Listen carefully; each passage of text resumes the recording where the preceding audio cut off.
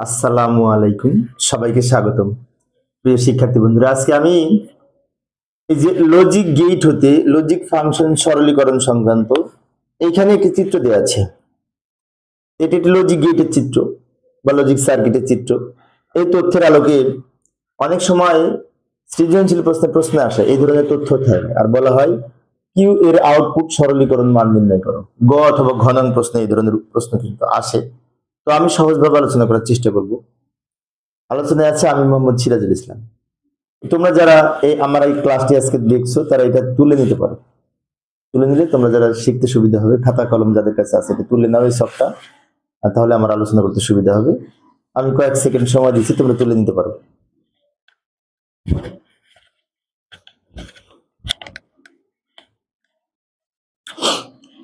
আশা করি তোমরা তুলে নিয়েছো, এবার আমি সমাধান করব। প্রথমে এইখানে লক্ষ্য করলে দেখতে পাই 1 2 3 4টা গেট আছে, এটা দিয়ে 5টা গেট, এখানে 5টা গেট আমাদের রাখতে হবে, তাই না?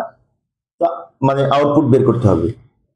প্রথমে এই 4টা লাইন 1 2 3 4 এই 4টা লাইন সম্পর্কে একটু পরিচিত হই। এটা হচ্ছে এ, কারণ এই এ থেকে শুরু হয়েছে, আবার এখানে এ নট যুক্ত হয়ে এটা এ নট হয়েছে। এই লাইনটা বি, আবার বি থেকে লাইনটা বের হয়ে এখানে নট যুক্ত হয়ে বি নট হয়েছে। তাহলে আমরা এই 4টা লাইন বলতে পারি এ এ নট বি বি নট। এটা এ, এটা এ নট, এটা বি, এটা বি নট, এটা কিন্তু বলতে পারি। এবার এখানে এটা কিন্তু অর গেট, যোগের গেট, এখানে যোগ হয়েছে, কোনটা কোনটা যোগ হয়েছে, এই লাইন আর এই লাইন। এখানে যে শুরুটা হচ্ছে এ থেকে, আর এটা শুরুটা হচ্ছে বি থেকে। এ আর বি দুটো মিলে কিন্তু যোগ হচ্ছে, তাহলে আমরা এই আউটপুটটার নাম লিখতে পারি এ প্লাস বি অথবা এ অর বি। এখানে কি হচ্ছে যে এ নট, এটা তো এ নট, এই লাইনটা এ নট থেকে শুরু হয়েছে, বি নট থেকে শুরু হয়েছে, এ নট আর বি নট দুইটা মিলে আবার কিন্তু যোগ হয়েছে।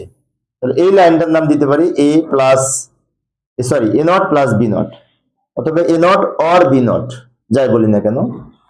এই উপরে দাগটাকে অনেকে পূরক বলে, আমি নট বলি, নট বলা সহজ।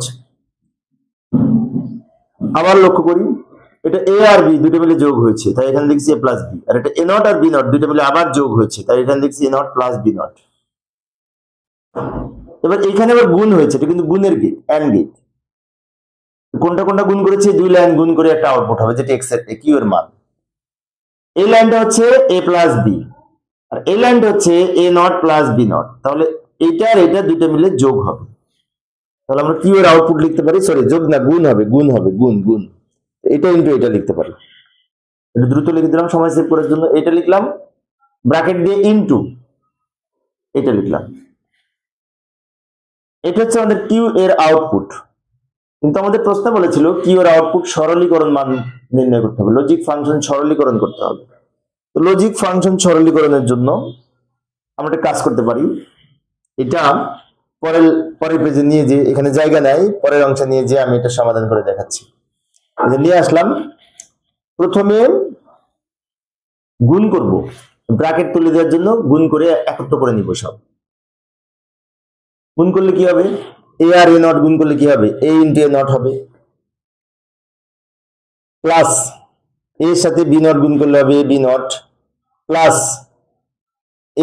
এবার বি এর সাথে বি নট গুণ করলে হবে, বি এর সাথে এ নট গুণ করলে হবে এ নট বি, প্লাস বি এর সাথে বি নট গুণ করলে হবে বি ইন্টু বি নট।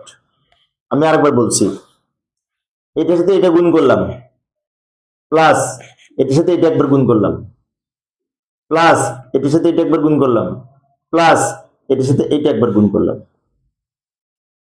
আচ্ছা, এবার পরের লাইনে এটার মান কিন্তু হবে, এটার মান যদি জিরো হয় এটার মান জিরো হবে, সেজন্য আমরা নিচে লিখতে পারি জিরো প্লাস এখানে যা আছে রেখে দিলাম,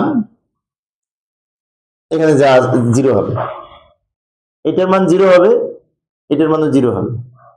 এন্ড অপারেশনের ক্ষেত্রে এ ইন্টু এ নট সমান জিরো হয়। কেন জিরো হয়, আমি যদি বি এর মান 1 ধরি তাহলে বি নট সমান জিরো হবে, জিরোর সাথে 1 গুণ করে কিন্তু জিরো হয়, এজন্য এই দুটো জিরো। জিরো বাদ দিয়ে মাঝখানেরটা আমরা পরের লাইনে লিখবো,